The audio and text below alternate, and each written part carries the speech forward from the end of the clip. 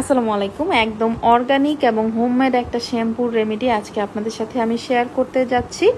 এটা বানানোটা খুবই ইজি, একদম অর্গানিক ওয়েতে বানানো এই শ্যাম্পুটা আপনারা নিজে নিজে বাড়িতে বানিয়ে ফেলতে পারবেন, একদম আমার মতোই হবে।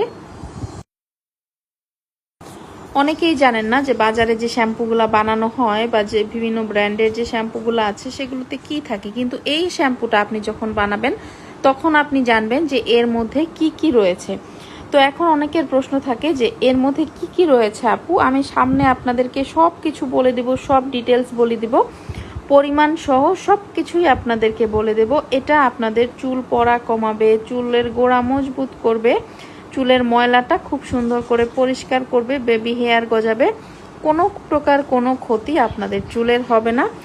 তো আমি আপনাদেরকে এখন বলে দিচ্ছি যে কি কি থাকে এটার মধ্যে। ওরকম ডিটেলসভাবে আমি ভিডিওটা করি নাই যে কি কি থাকে, তো আমি বলে দিচ্ছি, আপনারা যদি পারেন তাহলে একটু লিখে নেন অথবা ভিডিওটা সেভ করে রাখুন।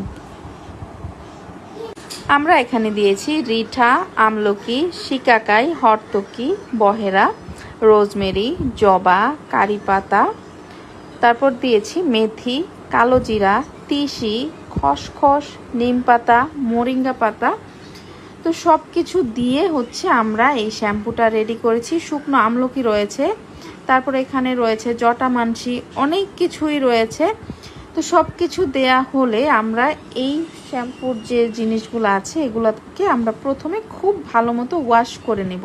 ও আচ্ছা, এটার মধ্যে যষ্টি মধুও দেওয়া হয়েছে, মঞ্জিষ্ঠা দেওয়া হয়েছে, ব্রেইন ডাস্ট রয়েছে, অনেক কিছুই রয়েছে যেগুলো আমার পুরোপুরি সব কিছু মনে নাই, কিন্তু আমাকে ইনবক্স করলে আমি আপনাদেরকে বলে দিব।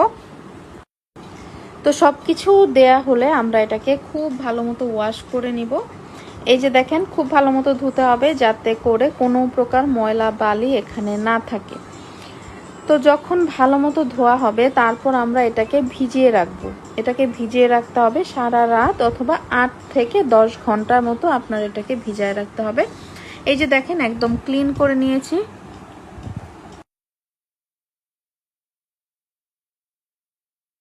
আমরা এটাকে 2 লিটার পানিতে ভিজিয়ে রাখবো। 2 লিটার পানিতে ভিজিয়ে রাখার পর পরদিন সকালবেলা আমরা এটাকে জাল করে নেব। এটাকে জাল করতে হবে 1.5 ঘন্টার মতো।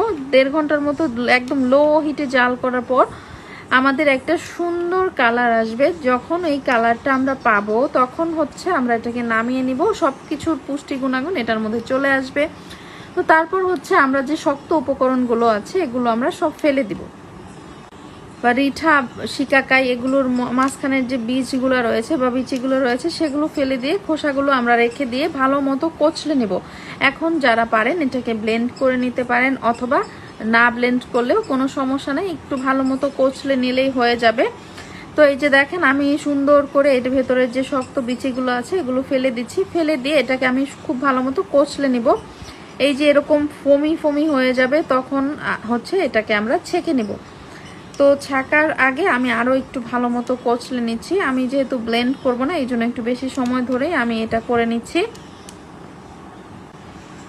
এখন আমরা এটাকে ছেঁকে নিব।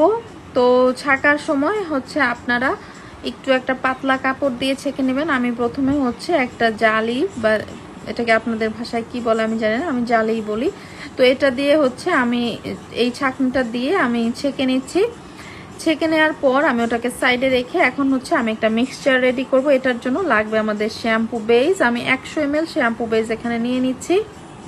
তো এই শ্যাম্পু বেজের সাথে আমি আরও 2টা উপকরণ অ্যাড করব। আমরা নিয়ে নিব গ্লিসারিন, 2 টেবিল চামচ গ্লিসারিন আমরা এখানে অ্যাড করব।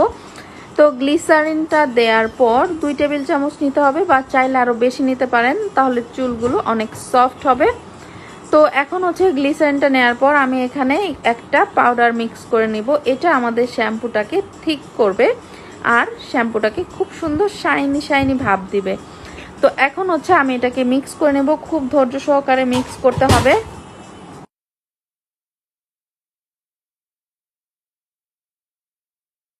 তো এটাকে মিক্স করতে করতে দেখেন একটু পরে একদম ক্রিমি ক্রিমি একটা ভাব চলে আসবে। চাইলে এটাকে কিছুক্ষণ ঢেকেও রেখে দিতে পারেন, তাহলে এটা অটোমেটিক মিক্স হয়ে যাবে। যেহেতু আমার সময় কম তাই আমি হাত দিয়ে এরকম মিক্স করে নিয়েছি।